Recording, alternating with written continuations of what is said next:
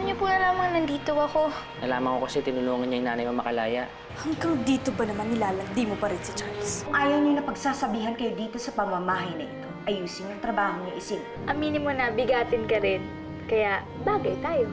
Hindi ka na ako na umalis. Si Catherine. Sandali! Sasama na ako! Parang nakita ko na to noon eh.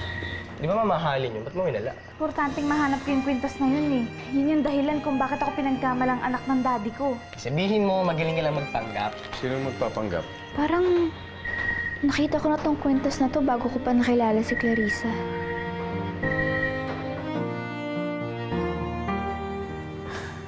Bakit ganito yung nararamdaman ko dito sa kwintas na to?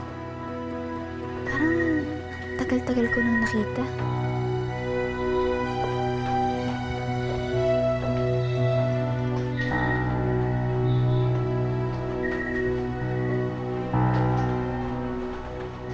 Excuse me. Can I have that?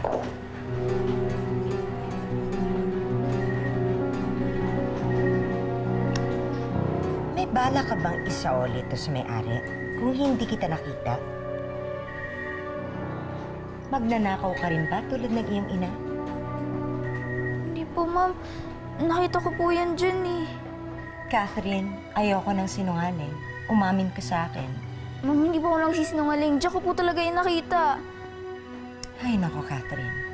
Nakita ko kung paano mo to titigan kanina. May bala ka rin bang nakawin to katulad ng iyong ina? Magnanakaw ka rin ba tulad niya?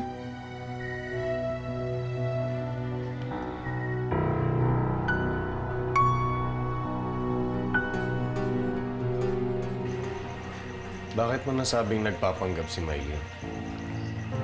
Ay, wala po yun. Binibiro ko po kasi si Clarissa. Si Mylene. Kasi po hindi halata sa kanya na nag-aalas siya na mawala yung pintas niya. Kalmado lang siya. Huwag kang mag-alala, anak.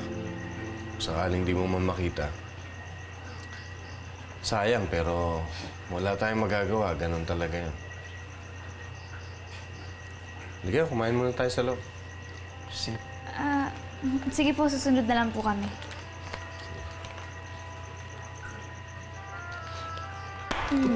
Saan galing yun? Alam mo, ikaw nakakabwisit ka talaga. Hindi ka nakakatulong eh. Diyan ka na nga. Aray. Ma'am, hindi po ako nagsisinungaling sa inyo. At isa pa, hindi kami magnanakaw, pinagbintangan lang po kami. Ganon ba? Mara? Mara? Catherine, ayusin mo nga yung itsura mo. Mara? Ferdinand! Look what Catherine found. Mylene's necklace. Wow. Good, ah. Oo nga.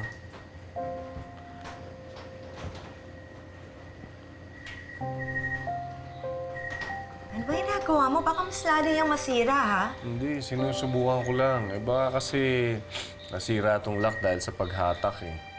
Kailangan mapaayos na natin to para hindi na maulit-ulit. Alam ko na. Catherine. Sukat ko lang, ha? Yan. Yan. Ganda, ah. Bagay sa'yo. Look, Mara, oh. Bagay sa kanya yung kwintas.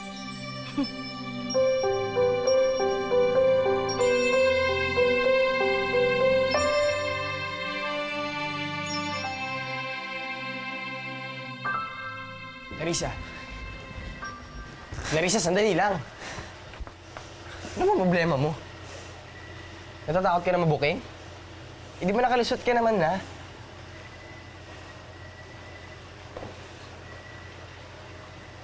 Clarissa, umiiyak ka ba? Hindi ako umiiyak, no? Nabubwisit lang ako sa'yo. Paano kung hindi pala siya naniwala sa palusot mo, ha? Paano kung nahuli na pala na nagpapanggap lang ako?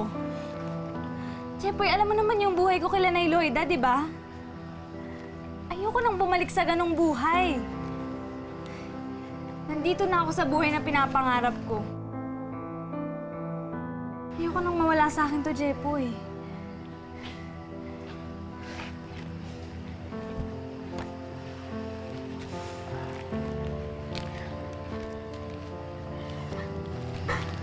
Clarissa, sorry na. Hindi ko naman sinasadya eh. Ano ba gusto mong gawin ko para hindi ka na magalit sa akin?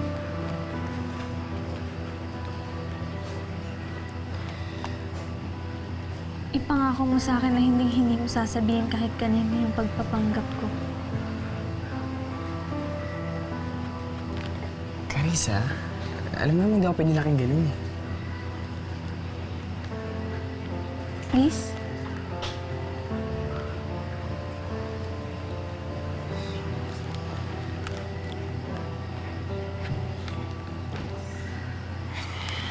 Sige nga. Hindi mo na babanggitin to kahit kailan. Huwag ka mag-alala. Sikreto natin itong dalawa. Salamat.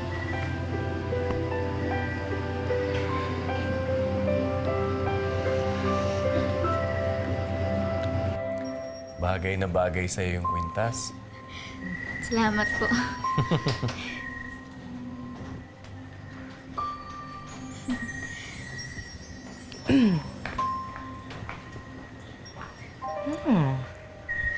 Bakit mo suot yung kwintas ko, Catherine? Anak, siya kasi yung nakakita ng kwintas mo. Pinasukat ko lang para malaman ko kung hindi na siya mahuhulog ulit.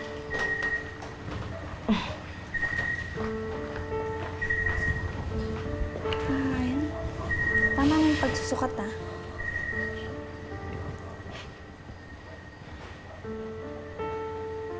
Anak, hindi ka man lang ba magpapasalamat kay Catherine? Salamat, Catherine. Thank you, ha. Nahanap mo yung kwintas ko. Ang galing mo. Sige po.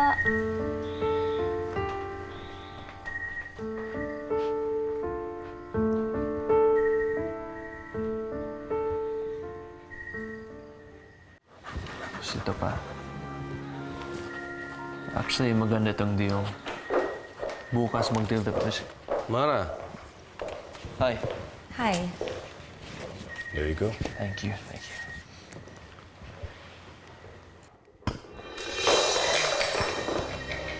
You're so clumsy. Palinisan mo na lang yan kay Rosa. Okay? Tapos nun magtago-tago ka na. Sorry po.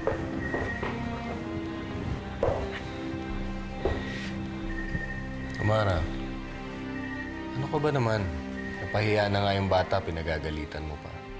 Ferdinand, hindi ko alam kung anong pinakain sa'yo ng Catherine na yan. At lagi mo na lang siyang kinakampihan. Tuwang-tuwa ka sa kanya. Mas natutuwa ka pa nga ata sa kanya kaysa kay Maylene. And I can't believe na pati kwintas ng anak mo, pinasuot mo pa sa kanya. Ewan ko ba, I don't know. Parang ang gaang-gaang kasi ng loob ko sa batang yan. More than Mylene?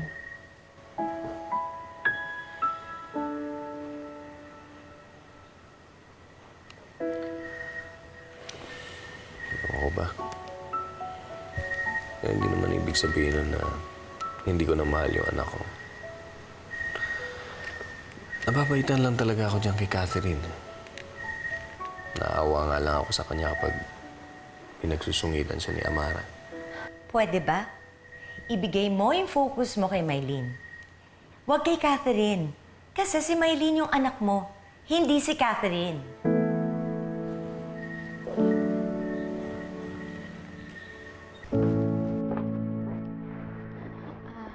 Manang? Manang, sabi po ni Mama Mara, kayo na lang daw po magligpit nung nakalat kong merienda. Ako naman, Catherine. Pasensya na po. Ako, anak, hindi ka na naman ba nag-ingat? Sinaktan ka na naman ba? Hindi po, Nay. Hindi ko naman po sinasadya eh. Natapid lang po ako. Oh, alam mo naman kung paano magalit yun si Ma'am Amara, diba? Sa susunod, anak, mag-iingat ka, ha? Mabuti na lang ikaw nakapulot ng kwentas ni Clarissa. Kaya siguro hindi masyadong mainit ang dugo sa'yo ngayon.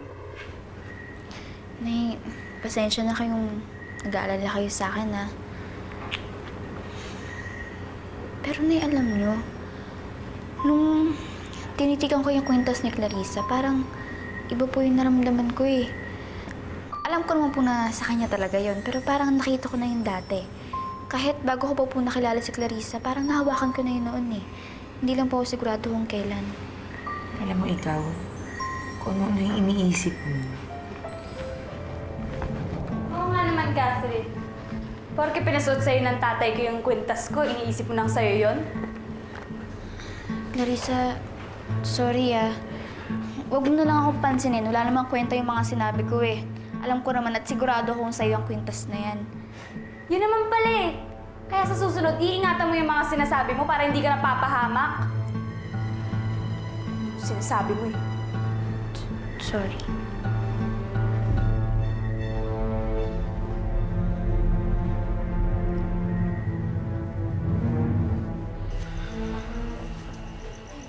Buwisi talaga.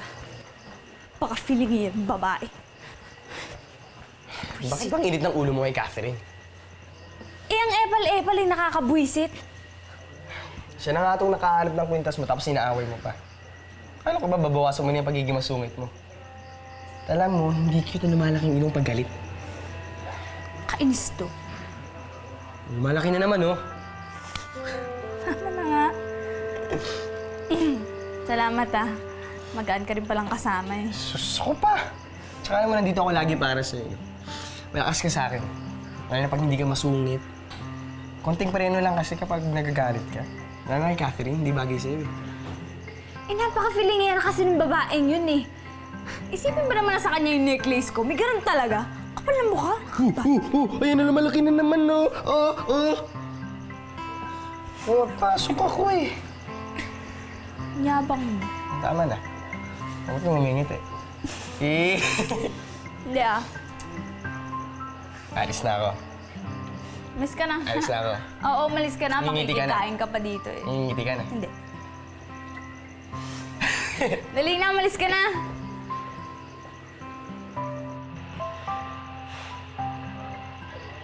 Catherine, hindi man kita isinilang.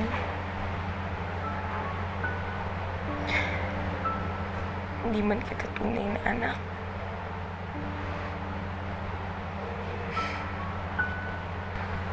Mahal na mahal kita.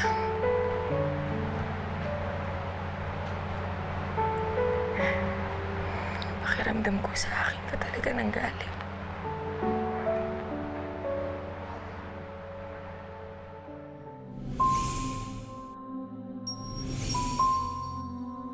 Yung kwintas ko! Hinihiram lang naman po eh. Gusto mong isuot?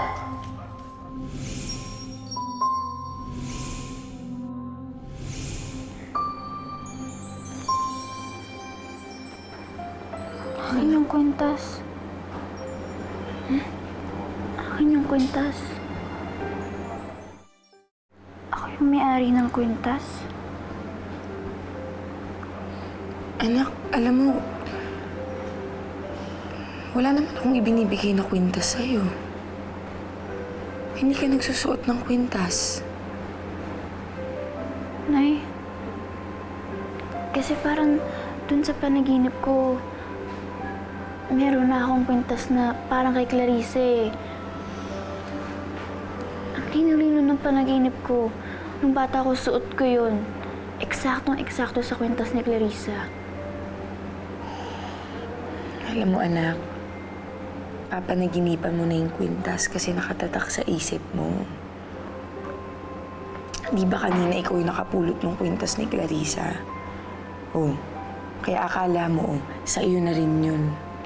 Minsan kasi yung gumagawa, imahinasyon mo na lang yun. Gumagawa ng mga kung ano-ano yung isip mo. Napanaginipan mo na tuloy. Hindi mo mabuti pa, kalimutan mo na yung kwintas na yan. Patulog ka na, ha? Sige na.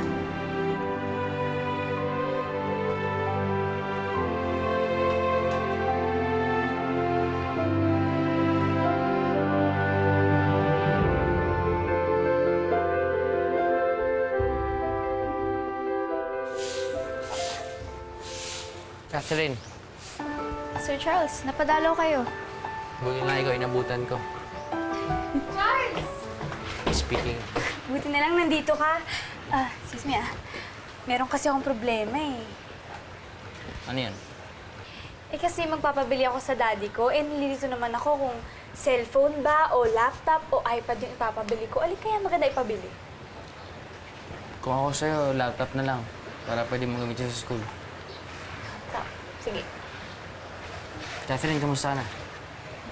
Okay lang po. Catherine, ikaw mo naman kami ng merienda sa loob, oh. Sige po.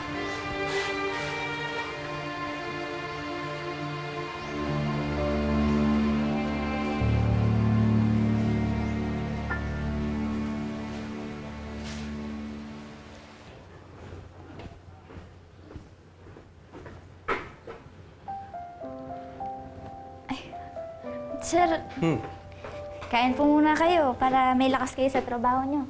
Ha? Salamat, ha? Puka muna, Catherine. Alam mo, tagal ko nang pinag-iisipan tong coaching ko, eh. Ano kaya? Ano sa palagay mo? Bilhin ko na kaya siya? Naku sir, alam nyo, ang swerte nyo. Kasi kahit anong gusto nyo, nabibili nyo eh. Alam mo, Catherine, hindi naman lahat ng bagay nabibili ng pera, eh. Tulad nung pagkakaroon ng kompletong pamilya, kapag hindi pinagkaloob sa'yo ng Diyos ito, kahit anong gawin mo or kahit anong dami ng pera mo, hindi mo makukuha yun. Sir, hindi naman po madamot ang Diyos. Kahit sa mga mayayaman. Sabi nga ng inay ko, kung may gusto kayo, hiling niyo sa kanya, ibibigay niya sa inyo yun. Tignan niyo nga, nahanap niyo na yung nawawala ng anak. Oo nga, no? Alam mo kasi, matagal ko na rin dinarasal sa Diyos yun, eh. Nagpapasalamat nga ako at dininig niya ako. Pero alam mo, naaalala ko pa rin yung mami ni Mylene. Sana magkakasama kami ngayon. Sana kumpleto kami. Pareho lang po pala tayo, sir eh. Kulang din po kasi kami ni inay. Lumaki po akong walang ama. At siguro, hindi na rin po ako makakaranas ng magkaroon ng isang tatay. Siguro kung andito po siya ngayon, kagaya niyo po siya.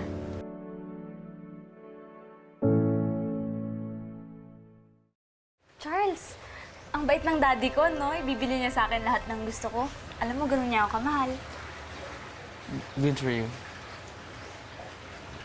Medyo matagal pa ba si Catherine?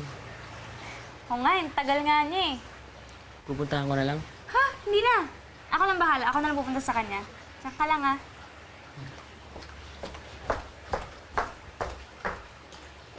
Alam mo, sayang, no, Catherine? Hindi ka nakilala ng tatay mo. Napakabuti mo pa namang anak. Sabi po ni inay, malabo na pong mangyari yun eh. Ano kaya kung ganito na lang? Bakit hindi mo na lang ako ituring na tatay mo?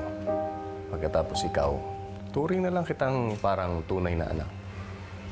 Ba maganda yan?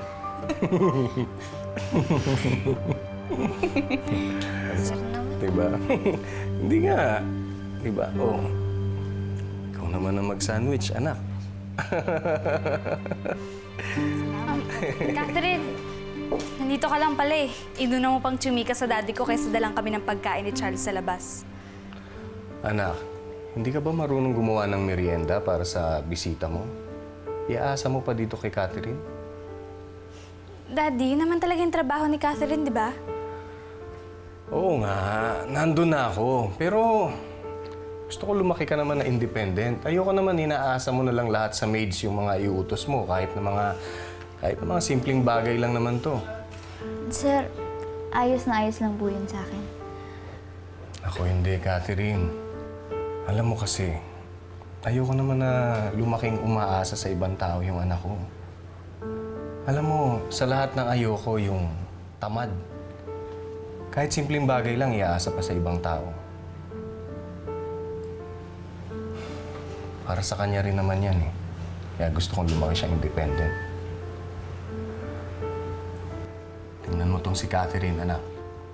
Nawalay na siya sa nanay niya. Pero tingnan mo, marunong siyang tumayo sa sarili niyang mga paa. Kahit nag-iisa siya, hindi siya dumidepende sa iba. Marunong siyang mabuhay na mag-isa. Sorry na po. Sige. Susubukan ko pong maging kagaya ni Catherine. Oo, anak. Alam mo, marami kang matututunan dito sa kaibigan mo. Sige po ah. Gagawa lang po ko ng sandwich para sa amin ni Charles. Okay. Tita, inaagaw na ni Catherine sa akin yung daddy ko. Ito pa ha, lagi na lang siya yung magaling sa mata ng daddy ko. At sabi pa ni daddy, pwede daw siyang ituring na ama ni Catherine. Ano yun, magkukunwari silang magtatay sa harap ko? Tita, hindi ba pwedeng ako na lang yung ituturing niyang anak? Mylene, you cannot tell my brother that. Alam mo, there's a certain thing and quality that he finds in Catherine appealing na sorry na lang hindi niya makita sa'yo. Eh bakit hindi niyo na lang sila palayasin para tapos na yung problema ko? And then what? Nakita mo ba yung nangyari when I tried to get rid of them? Hindi ba naawa lang sa kanila si Ferdinand?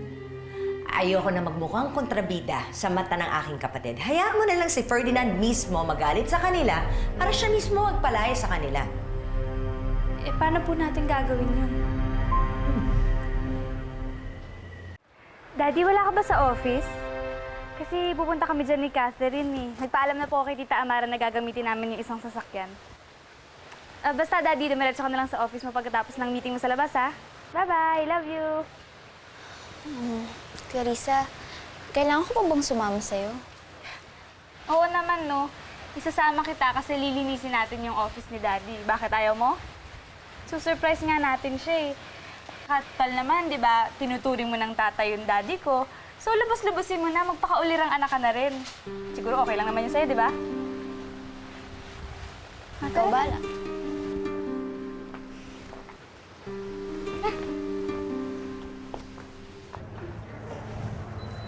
Hi, Josie. Hi. Kilala mo naman ako, di ba? Anak ako ng boss. Oo, biniling ka na sa akin ng daddy mo. Tara, dito tayo. Tara.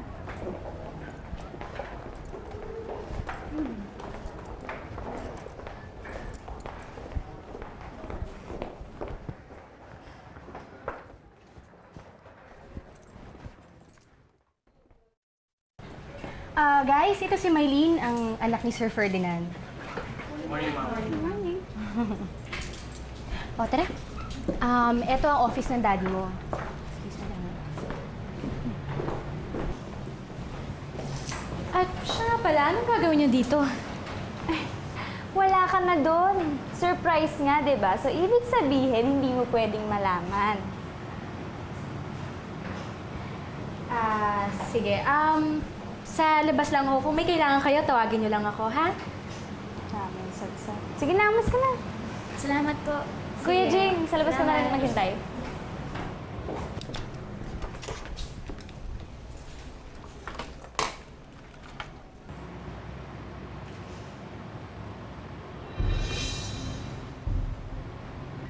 Dalhin mo si Catherine sa opisina ng kapatid ko.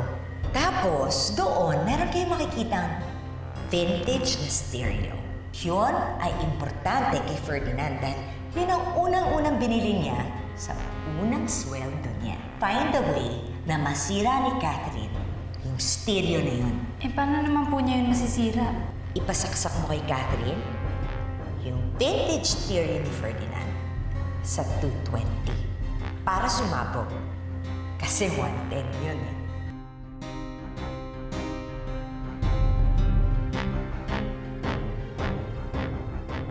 Catherine?